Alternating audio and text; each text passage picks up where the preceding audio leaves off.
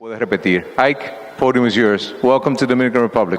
Gracias. Thank you very much for your kind introduction, Joaquin. Thank you.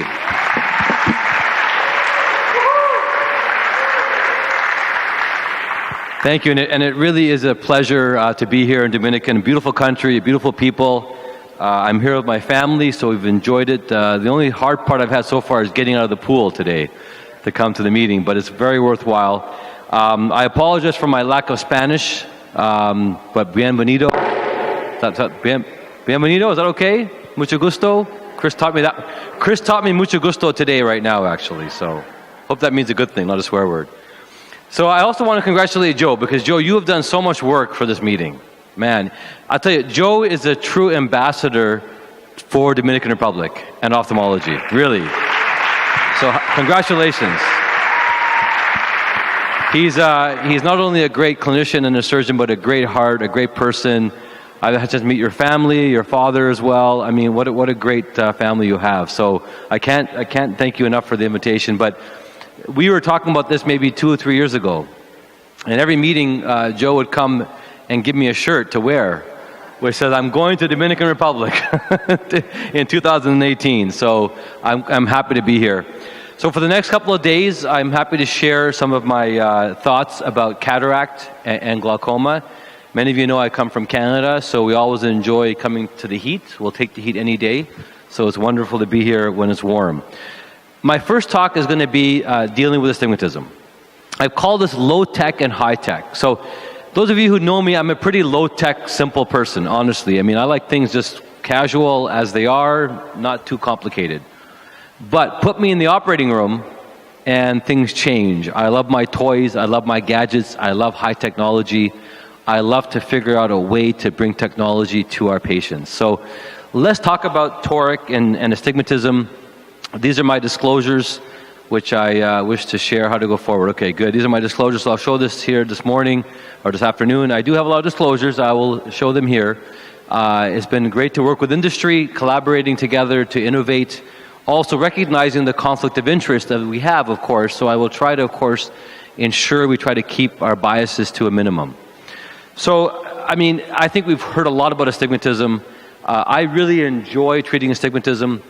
The benefit to not only visual acuity, but low contrast vision and functional vision is as opposed to using corneal treatments, because we know the benefit of a well-placed toric lens positioned well on axis can help reduce astigmatism. Now, probably 1/3 to 1/2 of our patients who have cataract surgery go on to need or can benefit from some sort of astigmatism correction. Now, not everyone needs a toric lens, I will tell you that, of course, but I sort of take the opportunity to see if the patient may benefit from it. So my first point, I think you all notice already, that whatever formula we use, make sure we take into account posterior cylinder. I think this is well understood. Not only that, also remember that we have to take into account the effective lens position. So a very long eye, the lens may sit farther back, and a short eye, the lens may sit farther forward. So the formula should take into account the position of the lens sitting in the eye. Posterior cylinder, we know, of course, the importance of posterior cylinder accounting for potentially anywhere from 20 to 30% or more of a patient's total corneal astigmatism. This is just from the Barrett calculator from the ASR's website. We use this routinely. These are available, of course, on many platforms as well.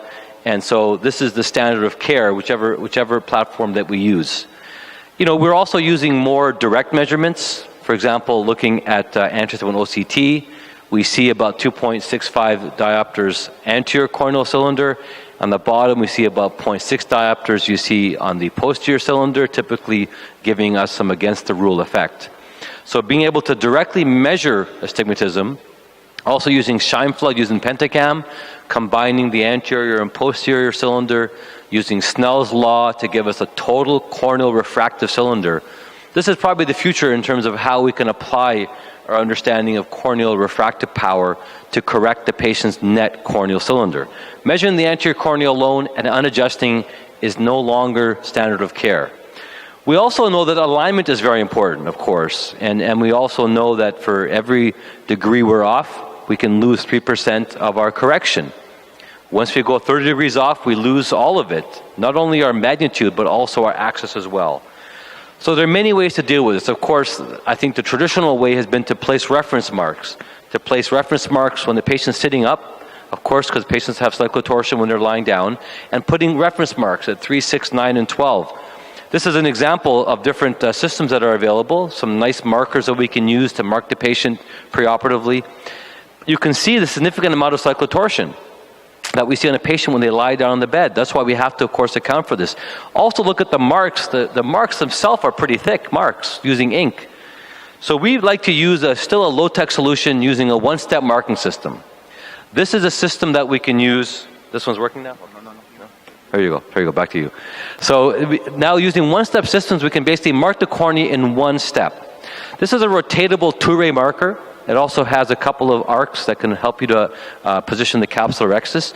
We can use a magnifying loop to basically position the axis of interest.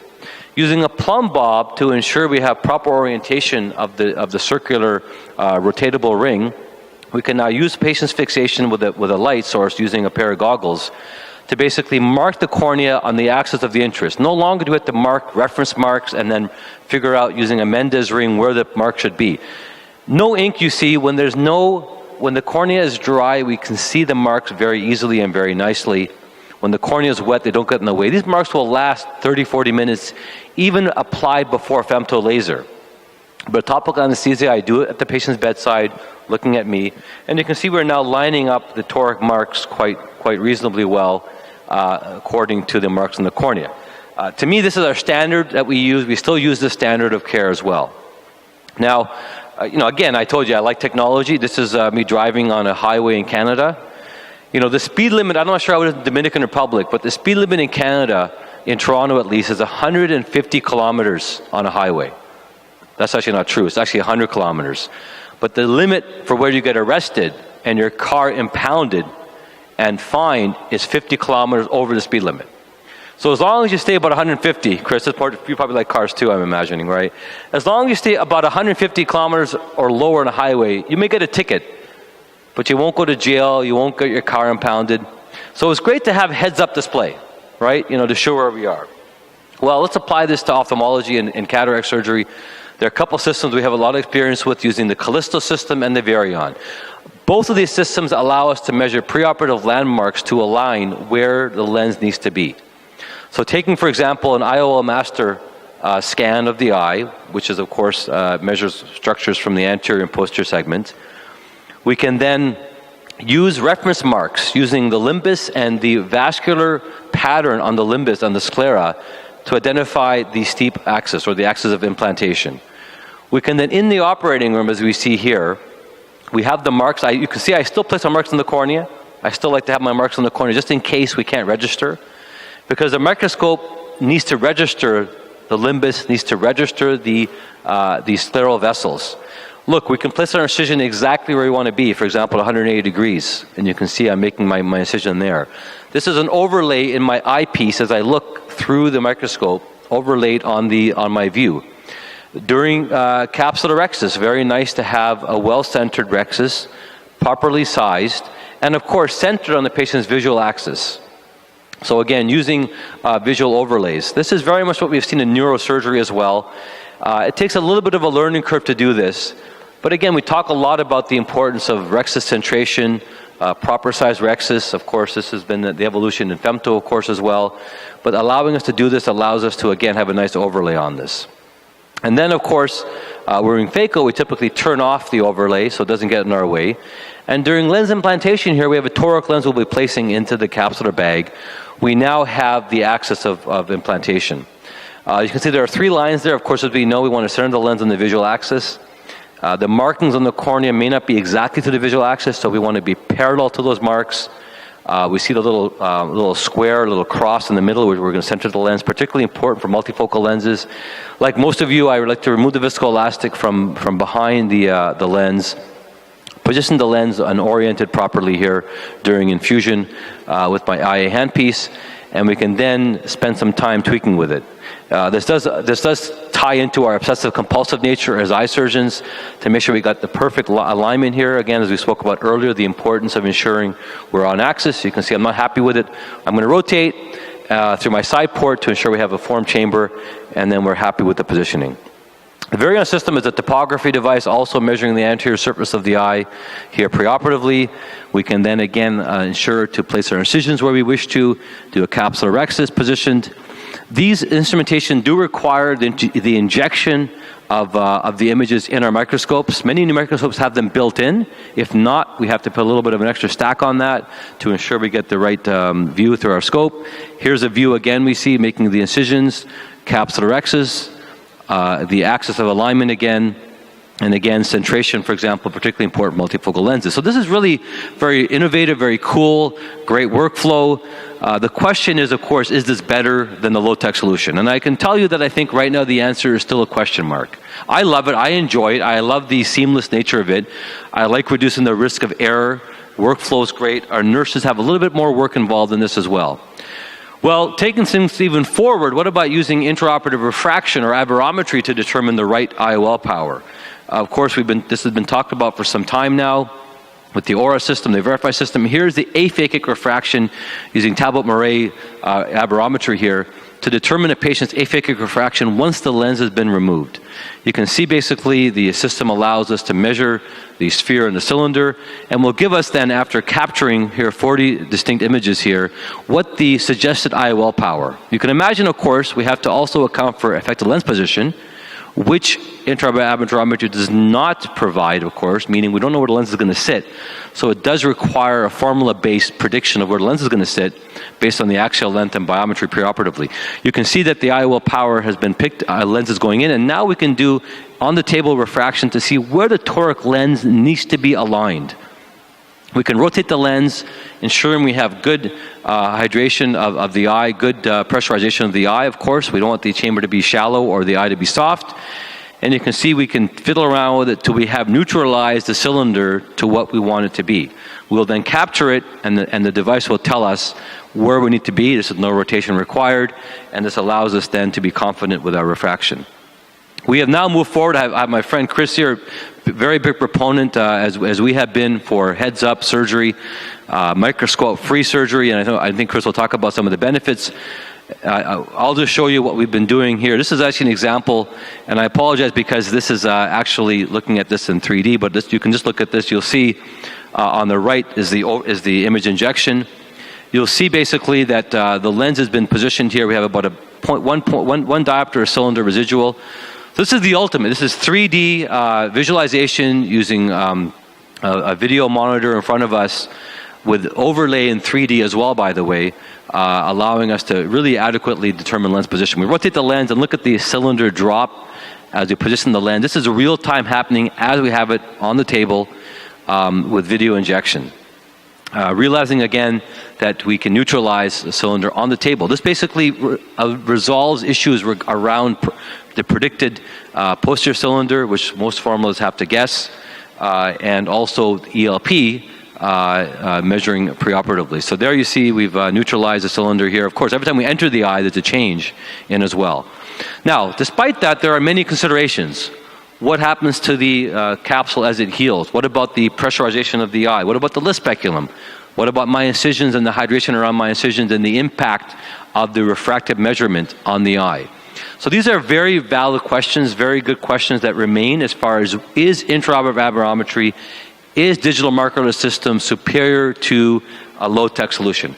I can tell you right now, as someone who works at multiple centers, someone who works in different technologies, if you're using low-tech solutions, I think you're still doing very well.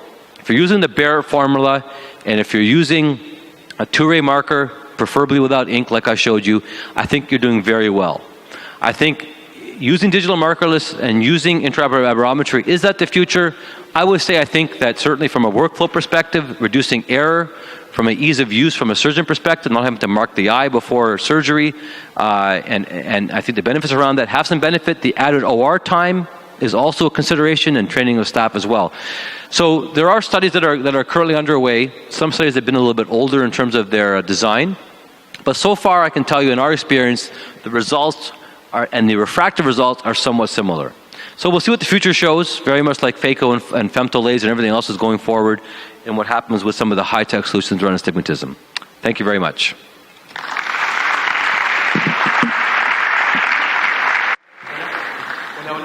este funciona, así me puedo mover un poco. Bueno, primero que nada, un honor para mí estar aquí. Este país es uno de los más bonitos que conozco, ¿sí? Rodeado de amigos.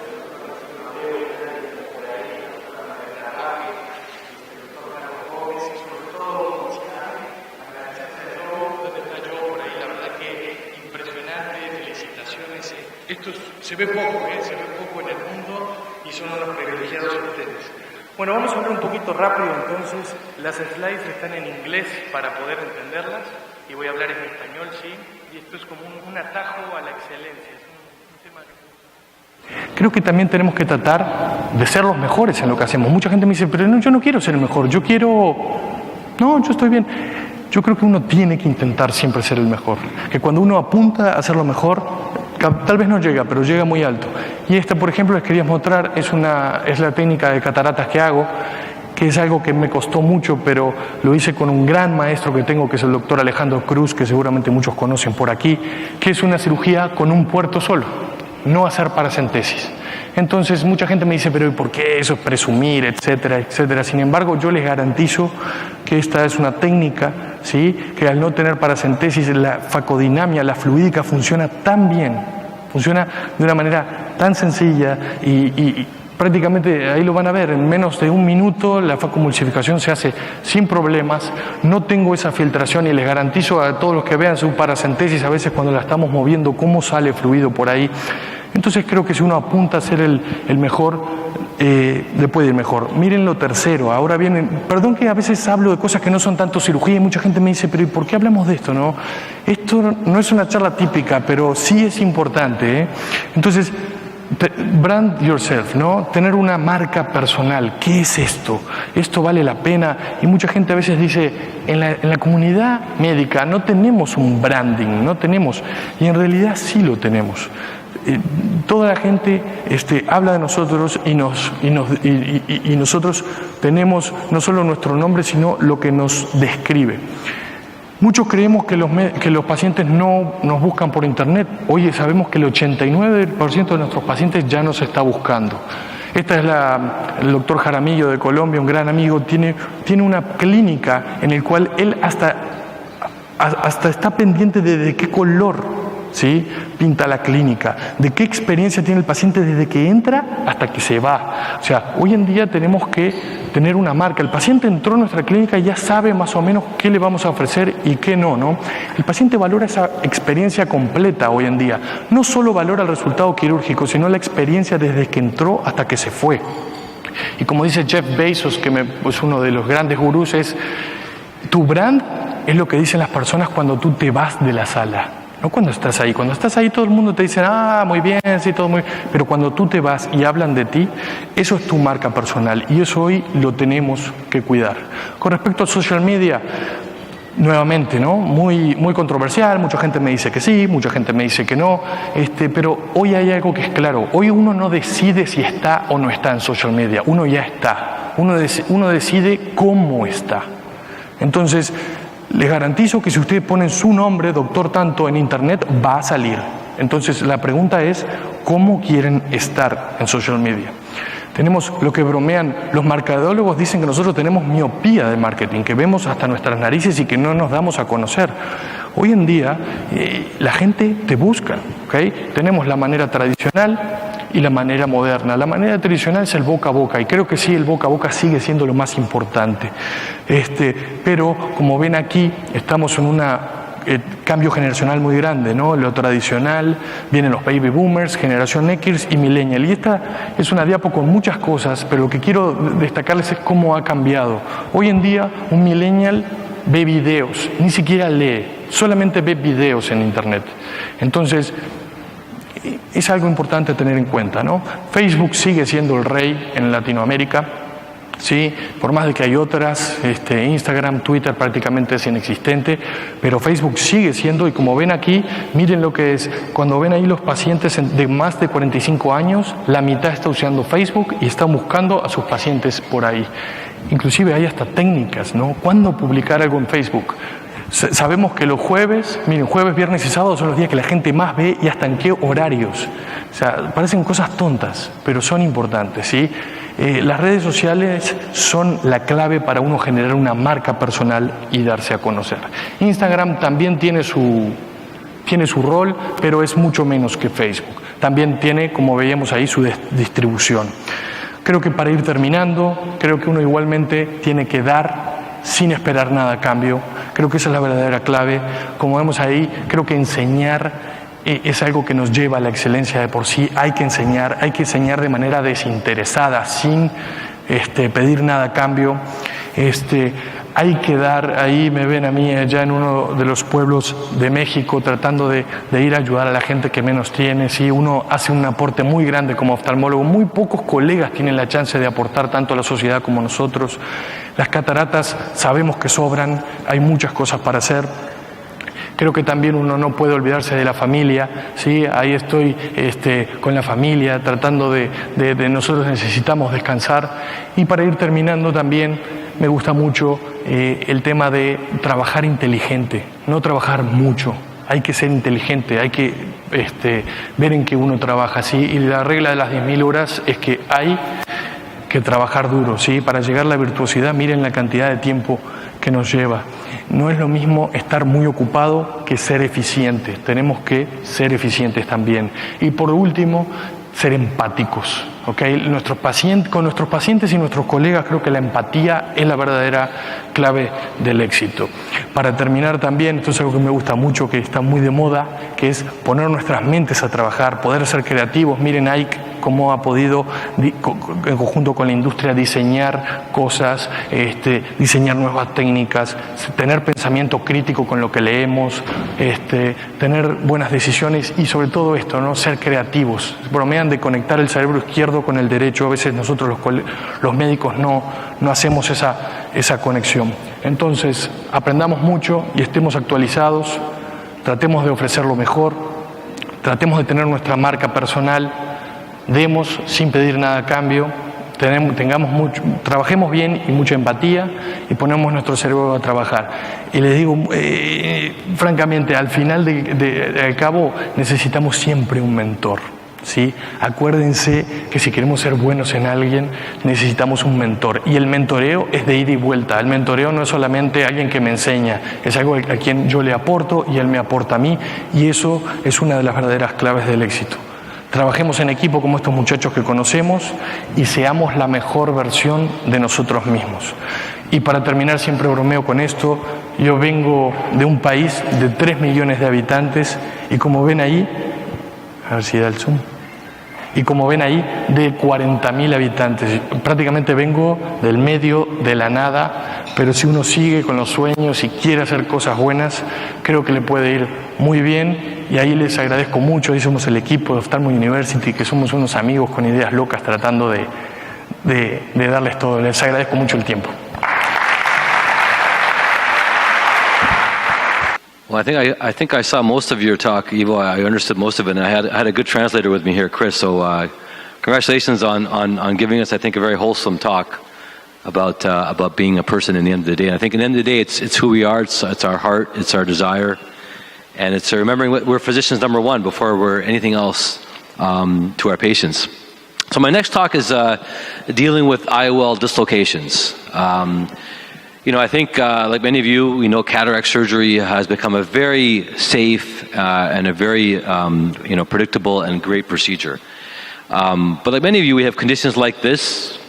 How many know the diagnosis of what this patient's presented with? And you can tell, like I can tell because I can see the way the zonules have been disruptive. Anyone know? Guess? So this is a classic pseudoexfoliation picture of a patient with zonular disease. Different picture than congenital, different than trauma, where we may see a different pattern of zonulolysis. Of course, pseudoexfoliation, trauma, congenital zonulopathies and surgical trauma are probably the most common reasons why we may find IOLs may dislocate.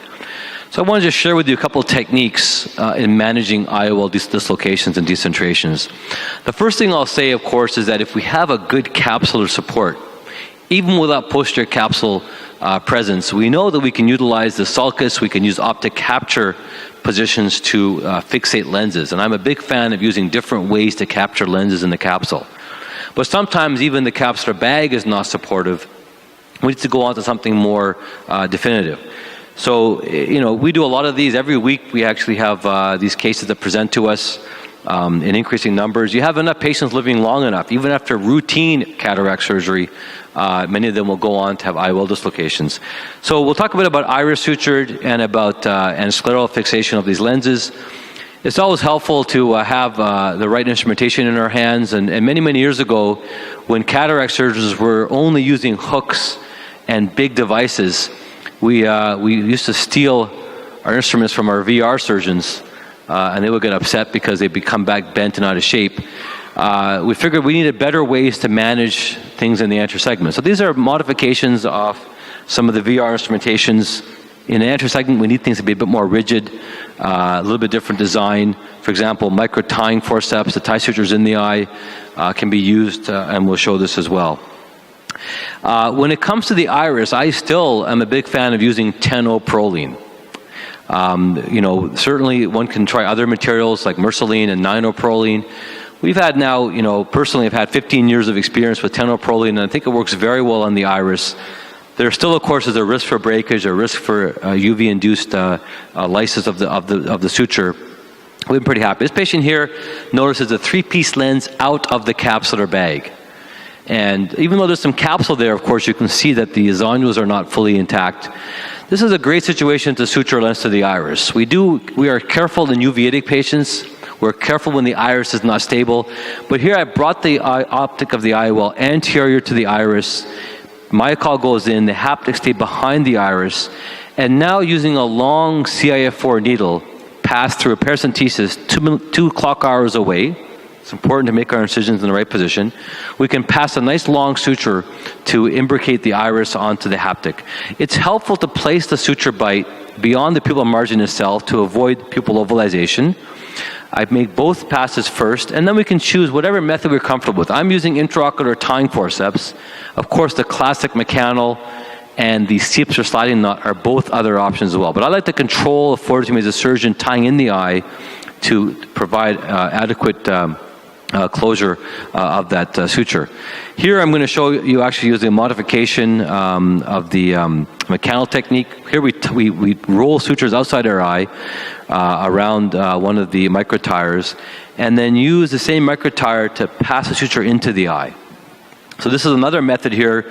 Rather than tying inside the eye, we tie outside the eye and then push the knot into the eye with a pair of microtires. Fairly straightforward technique, but both can be used as an option. Now, before locking the suture, what we want to do is place the optic behind the iris. Why? Because look, the pupil is ovalized. This is probably one of the most common concerns I hear from surgeons who learn this technique, is why is the pupil ovalized? Well, it's because we have some iris that basically is trapped within the knot, and simply releasing that trapped iris from the knot prior to locking the knot provides a round pupil. Even though the knots have been placed quite far from the pupil margin, it's still possible to have an ovalized pupil. So simply just release it with a pair of microforceps, and now we have a nice round pupil. We can then cinch the knot down to lock it in place. And so many people debate, is the iris the best place for a lens to be positioned? What's better, anterior chamber, scleral fixation, iris? Well, there's been very few head-to-head studies, and most of them have been retrospective. Most of them show they're all generally pretty similar. They're in higher risk eyes. And now we're locking the suture here. The only one randomized trial that's been ever done comparing iris versus sclera versus ACIOL showed that iris suture lenses had the least CME, believe it or not. Some of you may be surprised by that. So iris suture lenses actually came on top. And that study from Ken Kenyon and the Boston group done many, many years ago, combined with PKP and other procedures as well. Here you see again, we basically are locking the knot here, passing it into the eye. And I will suggest those of you who want to really get this technique down, we have a lot of videos online that can help to teach this. I think Eva talked about the benefits of having social media, and I think one of the benefits is sharing knowledge and sharing videos. Not making spurious claims, but just saying, hey, here's a way to do this procedure, and here we have this technique here. We published our results many, many years ago as well, showing very good outcomes. We also found actually that the effective lens position, when there's no capsule, actually the lens sits in a very similar position as if it was in the capsular bag. So there's really no need to make any IOL calculation adjustments, assuming the capsule is not present. Pupil can be dilated fine. I know people often ask, what about pupil dilation? This is not an iris clip lens. We have very good dilation. If pupil dilates well before surgery, it can dilate well after surgery. I always love this video here. This is basically a great example of teamwork, but also a great example of, last person standing, right? Thank God for this single zonule holding this lens in place. And again, a case of a dislocated IOL in the capsular bag. Now, when we have a lens in the capsular bag, my preference has been to try to fixate the lens back to the eye rather than removing it. But suturing this to the iris would be difficult because of the capsular bag, Sommering's ring, irido-capsular adhesion that may be present. We do like using an advectional technique to basically loop around the haptics. It's a fairly straightforward, minimally invasive technique. Now, because we're going to the sclera, we typically use a larger bore suture. And we have typically gone to 7.0 Gore-Tex, a CV8 needle. This has been our gold standard for anything fixated to the sclera with any lens or capsular device. These lenses are typically floating on the anterior hyalid. If you get them early enough, typically we don't see vitreous present anteriorly. If it does, we need to manage it. We'll talk about that in my next talk. I know Mike will talk about it as well. These lenses are often, floating around a bit, so using a couple of iris hooks can be used to support the capsular bag around the rhexis. Now, this bag has been, this IOL has been in the bag for many, many years, but we can still open up the bag slightly to place the hooks in there. We've made a radial incision here. I'll talk about where we make it shortly. But here we're going to pass, in this case, a 25 gauge needle, hypodermic needle, through the posterior and anterior capsule. It's important to avoid Sommerings or dispersing lens material for the risk of inflammation in the eye postoperatively. And then we paste a double-armed suture needle. This is the same 7.0 Gore-Tex. We straighten it out to pass through the capsular bag, around the haptic, and out through the sclera. Notice this is a radial incision. The nice thing about a radial incision is because the sutures are basically being placed anterior-posterior or posterior-anterior, there's no rotation of the knot. However, we can also do tangential sutures as well, which is also an option. We need to take into account the suture then rotates. So we have to counteract that on the other side of the suture passage. Here we place the next suture bite. Here again, just anterior to that, and we come out. These are typically placed at least a couple of millimeters back from the limbus. I'll talk about landmarks shortly, but I do suggest as anti-segment surgeons and all surgeons, we should be careful using the limbus as a landmark. It's not a very good landmark to predict where the zonular plane is. I'll show a video on that next. We then lock the suture. We always rotate the knot into the sclera to prevent erosion. And although you can do a scleral flap, certainly making scleral incisions and burying the suture in that groove is quite reasonable, I think, and quite effective. Here we have, again, the first pass being made, and then the second pass being made. It helps to have a micro tire or an intraocular needle driver sometimes because the docking isn't always perfect. Remember, Gore-Tex suture, which, by the way, the company very clearly states is not for ophthalmic use, has been, of course, used in the rest of the surgical armamentarium and with our cardiovascular and plastic surgeons. But for the eye, we have still yet to have the proper suture design, needle design for the eye, unfortunately, with Gore-Tex. I do like using slip knots. Slip knots are nice to be able to adjust tension and lock it when we're happy. Once we are happy with the position, you can see the lens is well centered, all done through small incisions with a vitrectomy as needed. Sometimes we have in this, for example, post-vitrectomized eye, patients already had vitrectomy done, and you can see the lens is basically barely visible. Again, we like to see a couple zonules present. Thank you very much. And we'll use a 30 gauge needle to levitate the lens anteriorly. I'm just going to show this here just to show you, we can do a lot. If the capsule bag is still present, and the IOL's in the bag, why remove it? We do remove lenses, don't get me wrong, but it's nice to be able to utilize the IOL complex as well. Here we're going to levitate the lens anteriorly. We're going to place the iris hook so we have it in position. And then we're going to place our suture passes, as you saw earlier here, again, using the same technique. We're just finding a little space between the haptic and the Sommering's ring to avoid disrupting that Sommering's. All these patients, many, many years, 5-8 years later, this ends up happening. I think there's certainly a higher risk of IOL dislocations after vitrectomy. This has been our anecdotal experience. I don't know about the long-term experiences, but certainly this is another risk factor for IOL dislocation. Again, same thing on the other side. We're trying to make them 100 degrees apart, passing both needles through. And we can do it. This is something I really do believe is a very minimally invasive approach, something that angioception surgeons can do with the proviso that it's imperative to manage vitreous incarceration and vitreous prolapse, which again we'll be talking about in the next few talks. There's a UBM showing the positioning of the lens postoperatively. We've done a series of these. We've published our results looking at the positioning of it. Let's take a second to talk about landmarks. There I'm positioning where the spur is, okay? And now I'm showing 1.5 back from that. That's where the haptic or the suture patches should be made, okay? Don't rely on the limbus. In a myopic eye, we know that the limbus zonular distance may be 3-4 millimeters, while in a small eye, it'll be much less. So instead, take off the conjunctiva. You can see very easily the blue zone, okay, the blue zone there. Mark at the end of the blue zone where the sclera becomes basically white and randomized in pattern.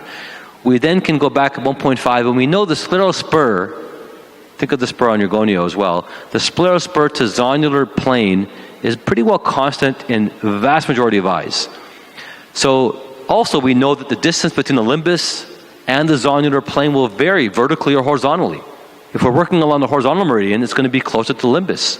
If we're using vertically, it's going to be farther from the limbus. And so using the scleral spur as externally identified, as we showed here by the end of the blue zone, we believe is certainly a more accurate positioning for suturing lenses. The same thing applies, for example, to intrascleral haptic fixation. We see a big increase in the utilization of using haptics embedded in the sclera, whether it's the glued IOL or the Yamane technique or other techniques. One of the common problems we see in this is the lenses are placed too anterior in the eye and they cause iris chafing, pupil capture, or hyphemas. The reason why this happens is because surgeons place lenses too anterior when they're sutured or fixated to the sclera. And by utilizing landmarks like this, I think this will help to reduce the risk of having an IOL too close to the iris. So those are some pearls I want to share with managing IOL dislocations. I focused, of course, primarily on recentration with sutures, whether it's to the iris or to the sclera. I didn't speak a lot about IOL exchange, which can be done as well, of course, and certainly has a role in managing dislocations of the lens implant. Thank you very much. PRIMED, sí, que se hizo en Europa y va a hablar mucho del tema de los AINES. Les dejo de vuelta el código. Hay una segunda pregunta que podemos ver, pero al final, sí, a ver de cómo están haciendo un poco. Entonces, esa fue la cirugía que mostré un poco hoy, ¿no? Mi sueño era ir a México, ser cirujano de cataratas, llegar a ese nivel de cataratas. Un día hago una faco que creo que sale muy bien. Paciente el otro día veo 20/80, no sé qué pasa, lo pierdo un poco y todo eso resulta en una demanda penal, ¿no? La verdad que como todo, como médicos creo que es lo último, que no estamos preparados para enfrentarlo, siempre ofrecemos lo mejor y es muy difícil enfrentar todo esto, y esto era un poco el OCT de ese paciente. Entonces claramente tenía un edema de mácula que no se trató en el tiempo, que generó algo. Entonces creo que ahí es algo importante, y el tema del antiinflamatorio no esteroideo en cirugía de catarata tiene su rol. La moraleja fue que lo que rodea la cirugía también importa, ¿sí? Y el paciente valora el resultado visual más allá de que la cirugía haya sido perfecta. Eso creo que todos lo sabemos. Entonces años de entrenamiento, ¿sí? Y una faco muy buena requieren de fármacos. Entonces eso es algo que tenemos que tener presente. Y bueno, cuando me enfrento con el abogado me dice, la primera pregunta que me dice es: ¿tú le indicaste toda la terapia que está aprobada para que eso no suceda? Y eso fue lo que me hace pensar, ¿no? Entonces ahí es donde creo que entra el rol del antiinflamatorio no esteroideo. ¿Es importante? ¿No es importante? ¿Sí lo usamos? ¿No lo usamos? ¿Y qué es lo que sabemos? Entonces vamos a hablar de tres cosas muy brevemente: de lo que fue el protocolo y qué aprendimos de hacer un protocolo de este nivel, de por qué una AINE sí, una AINE no, y sobre todo de el Bromfenac, que es una molécula nueva que se viene, que creo que tiene muchos beneficios. ¿Qué aprendimos del protocolo? Bueno, primero esto, lo dijo Ike, lo dije yo, lo repito, creo que con la industria podemos hacer cosas buenas. En este caso una muy buena interacción, ¿sí? Nos fue muy bien. Y que bueno, que nosotros no tenemos que aprender cosas hoy en día, nosotros tenemos que, como decíamos hoy, ¿no?, a entrenar nuestra mente a pensar que este paciente se merece un AINE, este no, por qué sí o por qué no. Y lo que quería hablar un poco de medicina basada en la evidencia, que era para la charla anterior también, es esto, es nuevamente, ¿no?, hoy en día la información ya está ahí. La clave es cómo depuramos esa información, qué es lo que nosotros vemos, esto es un paper real, esto no es un paper real, y qué juicio emitimos al respecto. Creo que una cosa importante es que la medicina basada en la evidencia tampoco es magia, porque es una pequeña muestra de todo lo que es la población, ¿no? Nuestros pacientes no leen los libros y a veces tienen 2 o 3 patologías, entonces este paper lo aplico, no lo aplico. Una cosa interesante también, hacemos muchas entrevistas, tenemos un podcast y hacemos muchas entrevistas, y nos enfrentamos, por ejemplo, con la doctora Elena Barraquer, ¿sí?, de Barcelona, que ella dice que a sus facos solo les deja un antiinflamatorio no esteroideo, ni siquiera les deja esteroide. Entonces me deja pensando, ¿no? A mí no, la verdad que no me animaría a hacerlo. Sin embargo, uno ve, ella opera cataratas que son una dureza muy leve, son cataratas tranquilas, de pacientes que dilatan, entonces se da la chance de hacer eso. Entonces la pregunta es, bueno, ¿qué hacemos o no? Y también les destaco acá que tenemos a la doctora Margarita Arbaje, le hicimos una entrevista maravillosa, ¿sí?, por allá, a ver si la escuchan, que la verdad que fue una maravilla. Bueno, entonces cuando volvemos a medicina basada en la evidencia, está cambiando por completo, ¿sí? La propia medicina en la evidencia está siendo revisada, ¿sí? Y muchos papers de los que leemos tenemos que cada vez ser más críticos, ¿sí? Ya ha cambiado hasta la arquitectura de la famosa pirámide, aquella que hablábamos, y hay gente que habla que hasta 99% de lo que está publicado no sirve para nada. Eso es algo duro, ¿no? Hoy en día uno de los tips que les puedo dar es la Cochrane Library. Si alguien tiene que ver donde hacen metaanálisis y revisiones sistémicas, la Cochrane Library tiene un buscador que es una maravilla, se los recomiendo, no importa la religión que tengan, busquen en la Cochrane. Y Google Académico también está muy interesante. Google sacó la parte académica, entonces ahí pueden buscar papers de buen nivel. Lo que se viene, porque eso también lo tenemos que saber, en Conde de Valenciana estamos con el IFA Systems, que es un software, ¿sí?, alemán, que lo que vamos a tratar de hacer es ponerle herramientas que se llaman de Machine Learning, inteligencia artificial, para poder aprender de nuestra propia data. Eso es lo importante que hay que hacer. De nuestra propia data tenemos que sacar conclusiones, ¿sí? Entonces eso es lo que puede venir en el futuro, el IFA Systems con herramientas de IBM Watson, y tratar de aprender de nuestra propia data y no de un paper en Dinamarca de 20 pacientes. El protocolo de Sofía, entonces les quiero comentar que fue un trabajo muy difícil, ¿sí? Fue un trabajo de 30 pacientes, tuve el rol de subinvestigador y fue un estudio de fase 4 ya multicéntrico y aleatorizado, ¿no? Se publicó por suerte en 2016, ¿sí? Es un estudio multicéntrico muy interesante, y las observaciones que también nos hacían ponerle Bromfenac como única droga, solamente Bromfenac, no le poníamos esteroide a nuestros pacientes, era un doble enmascarado y un control estricto de la compliance del paciente. ¿Qué cosas a destacar? Que fue nuestra genética, nuestros propios pacientes, ¿no? No es un paper nuevamente que leemos de un país lejano, con una genética diferente, un clima diferente, etcétera. Los primeros resultados fueron que fue equiparable a nepafenaco, ¿sí? Nos fue muy bien con respecto a lo que era la eficacia. Otra cosa importante, y aquí vienen unas gráficas que quiero que le presten mucha atención, es el grosor retinal después de la facoemulsificación. El grosor retinal, miren lo que fue con Bromfenac, siempre fue inferior desde el día basal, ¿sí? Entonces, Bromfenac fue una molécula que demostró tener un grosor retinal, que es una cosa importante para el edema de mácula, muy bajo. Entonces empieza la pregunta de por qué un antiinflamatorio no esteroideo, ¿no? ¿Vale la pena o no vale la pena? A mí siempre me fue bien sin un AINE, a mí siempre lo uso, etcétera. ¿Qué es lo importante? Entonces vamos a Cochrane Library. En Cochrane Library salen 3, ¿sí?, artículos importantes, 3 publicaciones con respecto al antiinflamatorio no esteroideo. Y si vamos a ellas, son publicaciones que ven 17 países diferentes, muchas publicaciones, y miren qué interesante, son 48 estudios en total, 17 países, y los resultados fueron poco claros. O sea que nuestra propia medicina en la evidencia no nos está dando temas claros, ¿sí?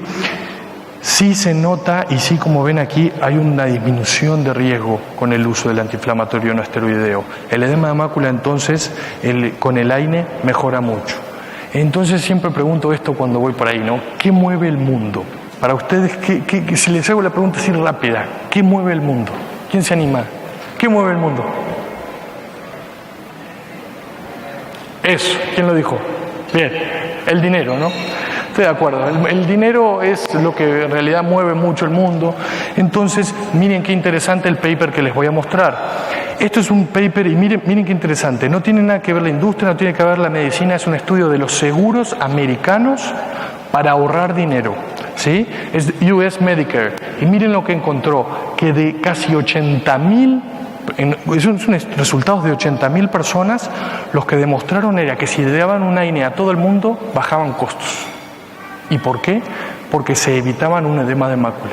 Qué interesante, ¿no? Esto no viene de lo que es la medicina basada en la evidencia, pero son las aseguradoras tratando de ahorrar dinero y ellas están dando el AINE, ¿sí?, a todo el mundo.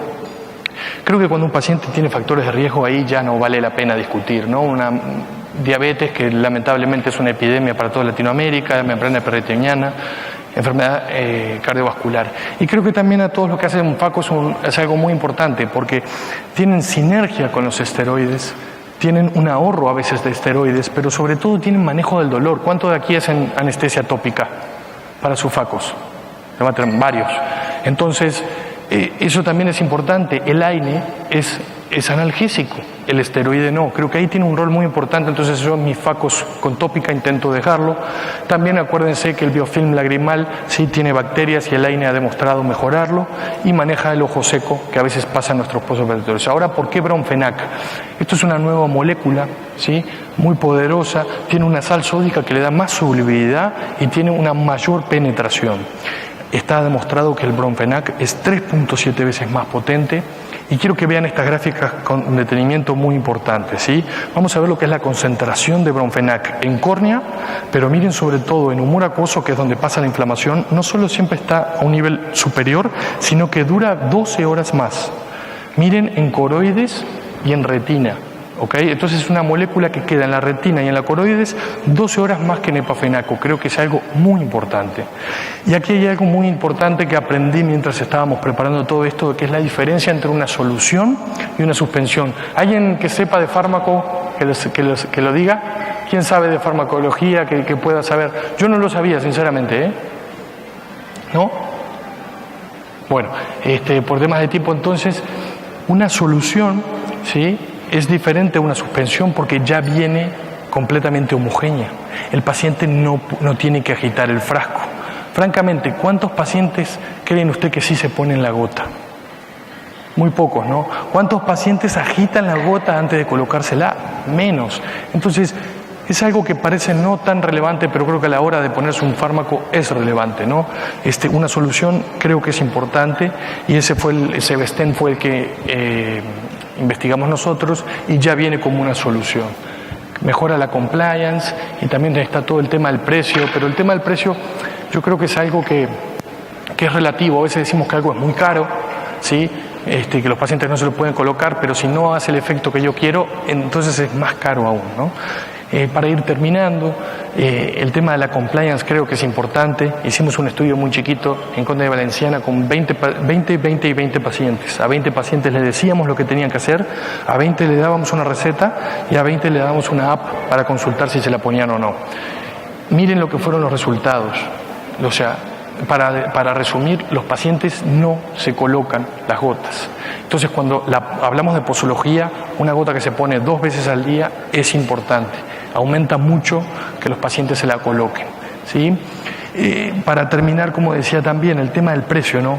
Cuando digo importa el precio, ¿qué es lo que importa? Importa que el paciente lo cumpla, que sea eficaz y cómo viene presentado. A veces hay cosas más allá del fármaco que importan y aquí es muy importante por el tema del calor y la humedad. ¿Cuántos de nosotros sabemos que un fármaco viene en un correcto frasco, ¿sí?, y que ese frasco va a ser estable por todo ese mes que se lo va a poner, ¿no? Aquí tienen las condiciones de mucho calor.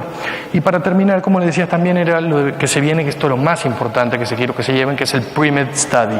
¿Por qué es importante esto? Aquí tenemos al doctor Rudy Najouts hablando. Miren, esto es un protocolo con muchos ojos en Europa, que lo que hizo es, no estuvo financiado por industria. ¿Sí? Es un protocolo que hizo ESCARS, ¿sí? con fondos propios, y demostró, ¿sí? como vemos aquí en este paper que se los puedo dar, de que el AINE solo es más efectivo que el esteroide solo, y que el AINE con el esteroide es lo más efectivo para evitar un edema de mácula. Como conclusión, entonces, los pacientes de riesgo creo que tienen que llevar un AINE, ¿sí? Es preferible prevenir que tratar, como decíamos ahí, ¿no? en lo farmacéutico, lo que hicieron allá en Estados Unidos. Creo que lo del biofilm es algo importante a tener en cuenta también. ¿Y cómo lo hacemos nosotros? Lo ponemos cada 12 horas en el posoperatorio, ¿sí?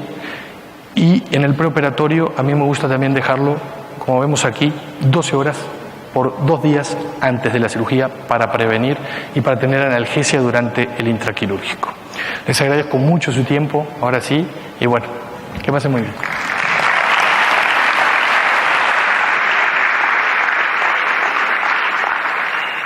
Here, this is my last talk during this session, so you can then breathe a sigh of relief. I found it quite interesting. I was talking to Chris Riemann, and it's funny, both myself and Michael Snyder, who I understand just landed in Dominican, are both talking about vitrectomy. But we've got one of the gurus here, and other gurus as well, from the posterior segment side. So I'm going to reserve my comments from the anterior segment side. I certainly will say, number one, I think that every cataract surgeon needs to be at least comfortable understanding vitreous, understanding the makeup of vitreous, and understanding how to clean up from the anterior segment, whether we go strictly from the anterior or whether we venture and go pars plana, as we see in this picture here.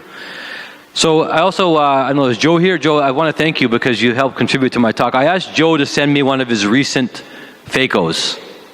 I wanted him to share one of his best techniques. So he was very kind enough to share this technique. He told me, Ike, listen, it was a little bit difficult, but I want to be honest with you and share with you one of my cases. This is a routine case that he likes to do. It's called chop and drop. And so I want to thank you, Joe, for sending me your video. I'm kidding. You know that. This is not Joe. This is not Joe at all. So don't send it. No bad rumors. This actually was one of our residents. We do a lot of training, a lot of education. It happens to all of us. Sometimes this happens.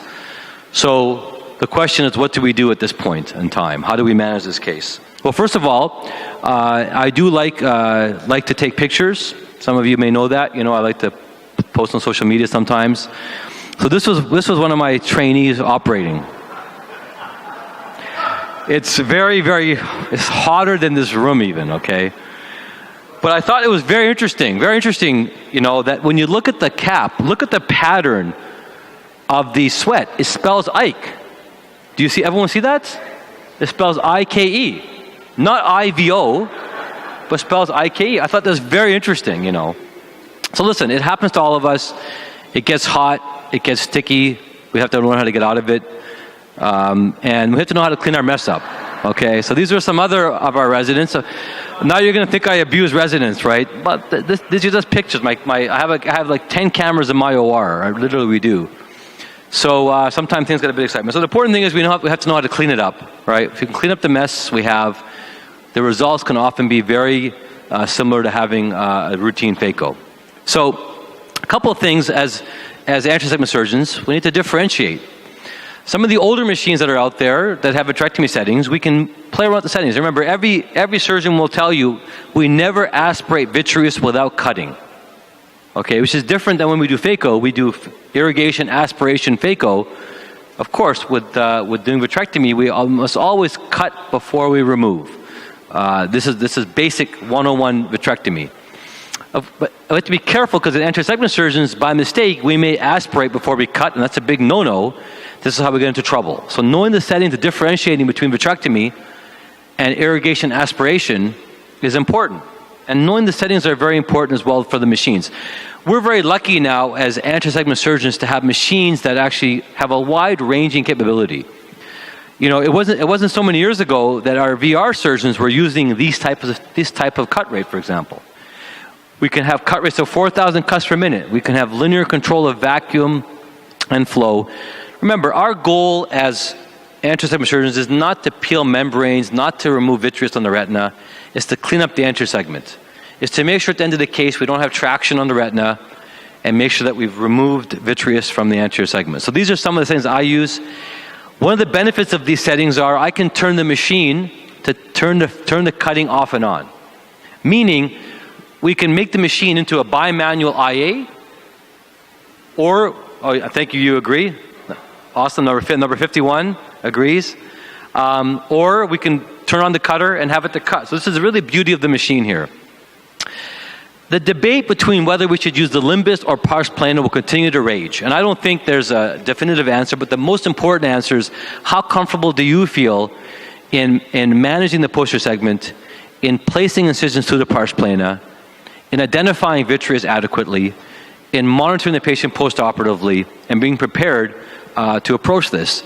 There's no question, of course, if we're not sure, we're always best to stick with what we're comfortable with, which is at the Limbus, which I think we can do a reasonable cleanup. But notice one important pearl here is that we're abandoning the main incision of our cataract corneal wound. Because if we place our small 20 gauge or 23 gauge instrumentation through that 2.2 or 2.5 millimeter incision, what's going to happen? We get lots of leakage, the chamber shallows, vitreous comes forward, and vitreous will always follow a negative pressure gradient. This is a good situation that we see not uncommonly. At the end of the case, some post-occlusion surge, nucleus is out, but we see that there's now a hole in the posterior capsule. So this is the end of the case. I did the phaco course. So injecting viscoelastic, what the surgeon did a very good job before coming out to prevent the chamber from shallowing. It's important to manage this acutely. In this situation here, of course, where it can't be 100% certain, but since it was caught pretty early, the feeling was that vitreous has been sequestered. But let's think about how we can then manage the posterior capsule. So a posterior rhexis isn't always necessary, but it's a nice way to maintain the capsular bag to allow for the fixation of a lens in the capsular bag. By having a round circular posterior rhexis, this can be done here using, again, microforceps. It's not as difficult as you think it is, actually. Anyone who can do anterior capsular rhexis, I can tell you, I can teach you to do a posterior rhexis. The posterior capsule is thinner, of course, much thinner than the anterior capsule, so it's a little less easy to control.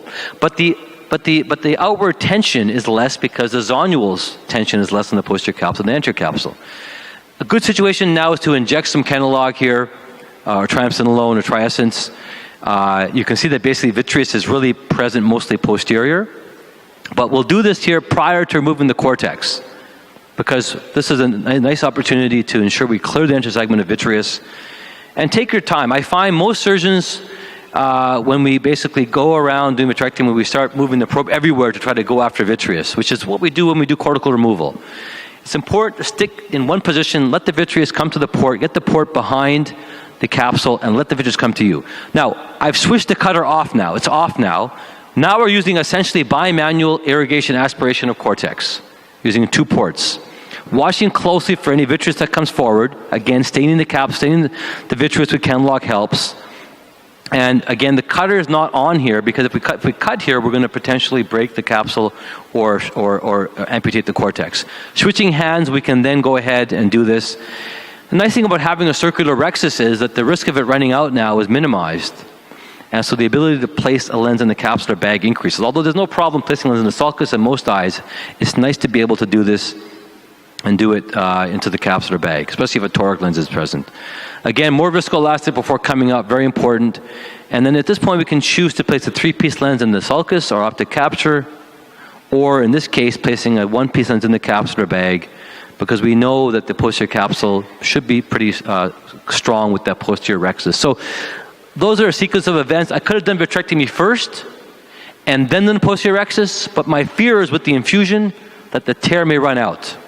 So we decided to do the posterior rhexis first because fluidics can certainly change the dynamics of the capsule. Sometimes in a traumatic case, we see vitreous prolapsed here before we start the case. Yes, we can do a pars plana incision if we wish to, perhaps work with the VR surgeon together with you to do this case.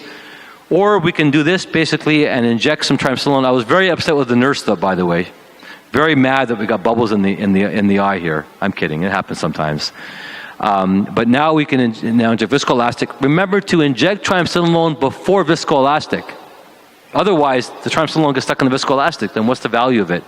And then the viscoelastic is used. And now we can basically use two instrumentation to do this. Now, one of the problems that VR surgeons don't have to deal with all the time is we have to be careful not to cut the iris or the capsule, right? I have a lot of videos showing iris being cut by the cutter, by getting too close to the iris.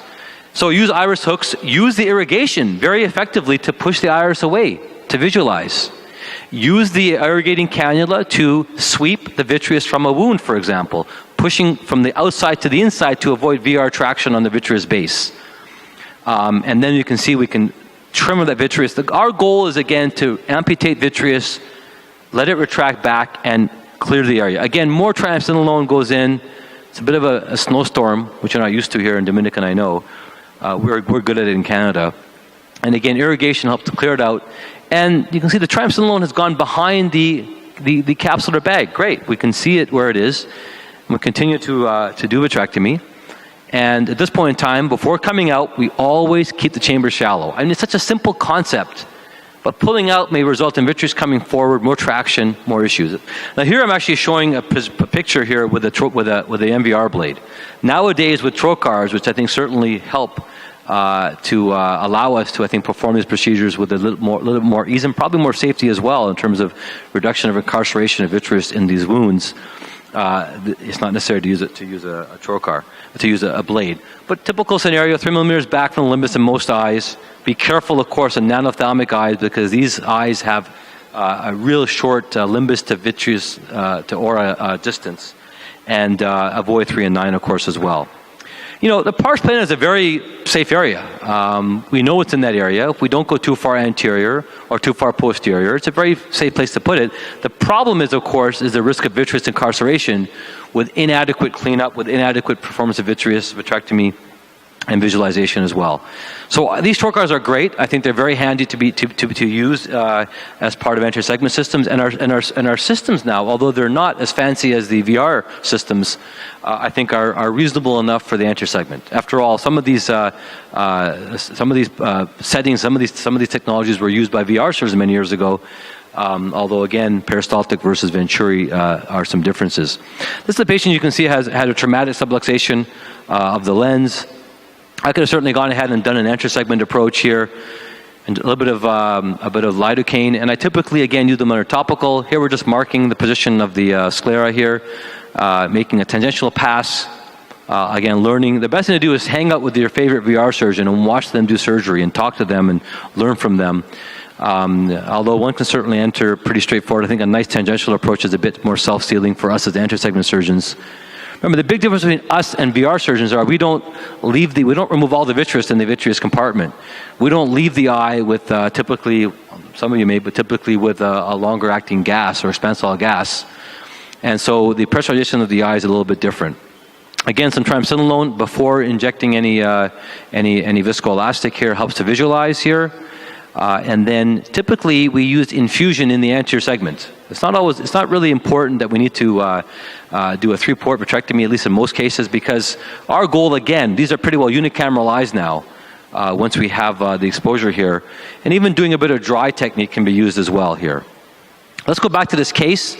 What did I decide to do in this case here? Well, I decided I'm going to place a trocar first, because a trocar I need to be able to address vitreous and address it here. By putting it in there, you see the lens actually levitated anteriorly. I think I'm a little bit careful, of course, advocating the Kelman posterior system levitation technique. It can be hazardous when vitreous is incarcerated around the nuclear fragments. But catching up early enough and injecting viscoelastic here behind the pieces, actually, you can see we're maybe a bit lucky here too, I guess. We managed to get these pieces up. Now, this is a pretty dense lens here. I guess we could try to phaco it. But in my opinion here, I think, phacoing it and the risk of vitreous and the risk of it falling back again is too high in my book. So a little lens glide will help us to deliver it. I'm pretty sure I didn't phaco it. I hope I didn't, because I just said I didn't. Well, we enlarged the incision, so I didn't. The lens is already bisected pretty well, so we can try to bisect it. We can then use a mini lens loop. This is not the standard size, but a smaller size lens loop, allowing us to deliver this lens. So it is important as cataract surgeons to be comfortable using extra cap techniques like this. I could have made a scleral incision here. we want to get out and just enlarge the incision right away to get it out. And you'll see here that removing the contents of the lens here, we managed to do this. All we have is viscoelastic there. Fortunately, vitreous stayed back. Right away, we're going to suture the incisions very quickly to get a closed system. And then we'll go ahead and do our vitrectomy. No matter what, we know this eye is at risk for complications, no doubt. And I think it would certainly have been prudent if you were uncomfortable with this, to leave the lens in the fragment in the vitreous and do your work anteriorly, put a lens in, and then refer to the VR service. But I put this here just to show you more of a posterior approach, but using anterior infusion here to remove vitreous and also to remove some lens material here, again, once we have vitreous clear from the anterior compartment. Triamcinolone helps, of course, as well, as we talked about. See, there's some capsule present here, but the zonules are also pretty weak in this case as well. So actually what we elected to do is, once we did the vitrectomy, was to remove the capsular bag as well. And then put your favorite anterior chamber lens or suture a lens in if you wish, can be done. You see, there's still a fair amount of lens material here. Again, the advantage of going posteriorly here is we have, a better approach in removing vitreous, and also we have a better approach as far as removing lens material from the posterior segment, from the anterior posterior segment here. Again, just showing the utility of having the infusion with my non-dominant hand to help doing this. Again, more triamcinolone can be used to inject into the anterior segment here, and we've cleared the vitreous here from the anterior segment. We have a little bit of material present here, so we'll remove it here. So don't be afraid to use your corneal incision as well to do this. So hopefully I've shared with you a variety of approaches and principles in managing vitreous.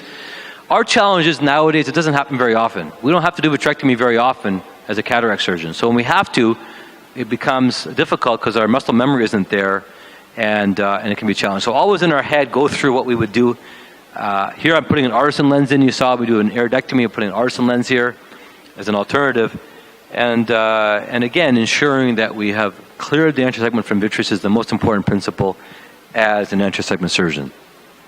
Thank you again for listening to me this afternoon, and I look forward to the rest of the meeting again. Joe, thanks again. Thank you.